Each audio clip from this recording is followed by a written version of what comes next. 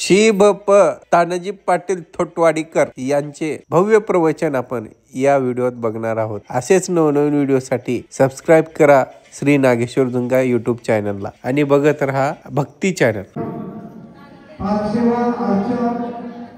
या गोष्टी या श्रावणामध्ये करणे अति उत्तम मार्ग आहे, उत्तम त्या ठिकाणी कार्य आहे। आता आपण या श्रावण मासामध्ये अनेक गुरुवर्य या ठिकाणी अनुष्ठानाचा कार्यक्रम करतात, पण आपल्या श्री गुरु डॉक्टर शंभोजी शिवाचार्य महाराजांनी आपला हा पुण्य या पवित्र अशा नगरीमध्ये अगदी 21 दिवसाचा अनुष्ठान या ठिकाणी उत्सव 30वा अनुष्ठान उत्सव साजरा झालेला आहे। भरपूर अशा त्या ठिकाणी अनेक शिष्यगण त्या ठिकाणी उपस्थित राहून कार्यक्रमाची परिपूर्ण शोभा त्या ठिकाणी वाढवली। भूतो भविष्य असा आपला हा 30वा या ठिकाणी 31 दिवसाचा अनुष्ठान सोहळा अगदी उत्तम रीतीने त्या ठिकाणी पार पडलेला आहे आणि त्या कार्यक्रमाची एक सांगता म्हणून या ठिकाणी आपल्या मठामध्ये आज या सर्व येथील सर्व शिक्षकांच्या या सानिध्यामध्ये हा सोहळा हे अभिषेक या ठिकाणी आता पार पडलेला आहे। तरी या ठिकाणी तुम्ही आम्ही सर्वांचं खरोखर अगदी महालाभदायक असं म्हणायला काही हरकत नाहीये। आपल्या जीवनामध्ये एक आनंदाचा सोहळा या श्रावण मासामध्ये तुम्हाला या ठिकाणी लाभलेला आहे।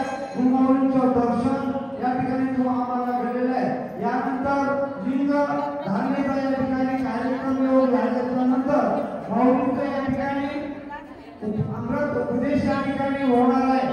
सर्वांना आपल्याला या ठिकाणी साकायचंय, कारण माऊली म्हणतात गुरु हा देवाचा देव आहे।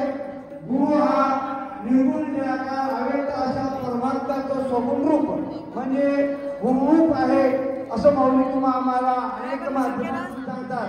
तर प्रत्येक देवानी महाराज गुरुची भक्ती केलेली आहे।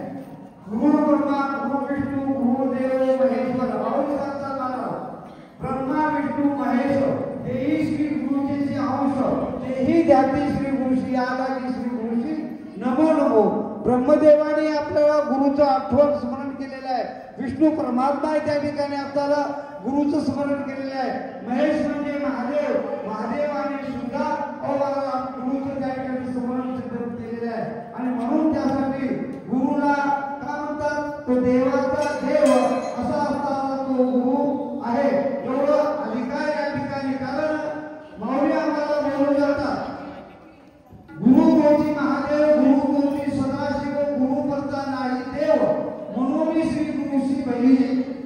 कारण ज्या ठिकाणी आम्हाला या देवाला त्या ठिकाणी भजायचंय तर माऊली सांगतात गुरु